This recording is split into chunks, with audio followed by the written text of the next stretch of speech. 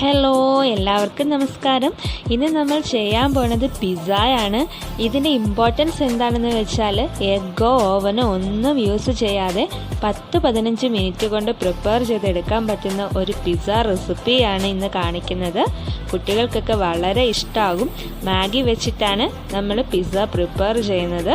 Breakfast ആയോ evening സ്നാക്കായോ കുട്ടികൾക്ക് പെട്ടെന്ന് ഉണ്ടാക്കി കൊടുക്കാൻ പറ്റുന്ന ഒരു ഈസി റെസിപ്പിയാണ്.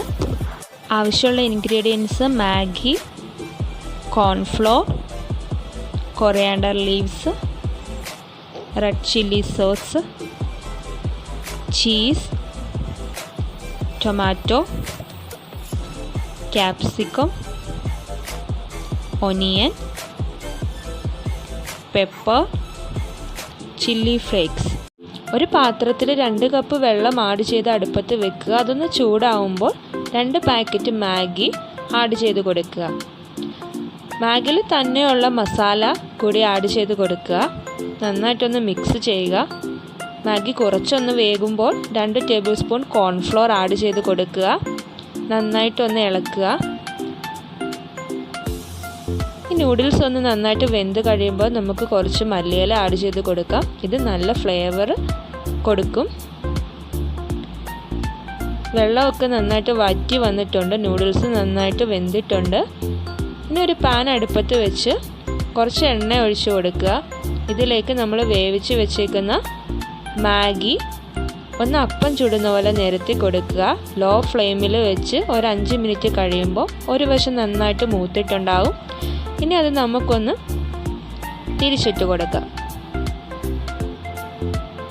ഈ തിരിച്ചിട്ട ഭാഗത്ത് ഏകദേശം 2 ടേബിൾ സ്പൂണോളം റെഡ് ചില്ലി സോസ് ആഡ് ചെയ്ത് ഒന്ന് സ്പ്രെഡ് ചെയ്ത് കൊടുക്കുക.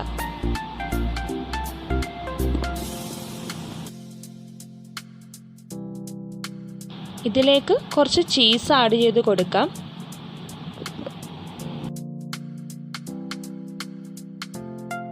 ഒന്ന് ഡെക്കറേറ്റ് ചെയ്യുന്നതിനായിട്ട് ടൊമാറ്റോ, ക്യാപ്സിക്കം, ഒനിയൻ എന്നിവ നമ്മുടെ ഇഷ്ടത്തിനുള്ള സൈസിലും ഷേപ്പിലും ഒക്കെ ഒന്ന് അരിഞ്ഞിട്ട് ഒന്ന് വെച്ച് കൊടുക്കുക.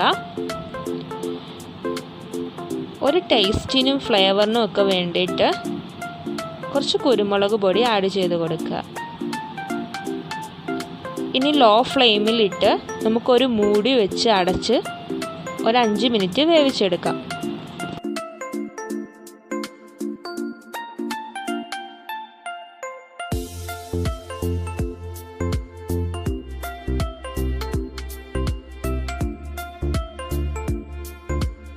പിസ്സ റെഡി ആയിട്ടുണ്ട്. ചീസൊക്കെ അലിഞ്ഞ് സ്പ്രെഡ് ആയിട്ടുണ്ട്.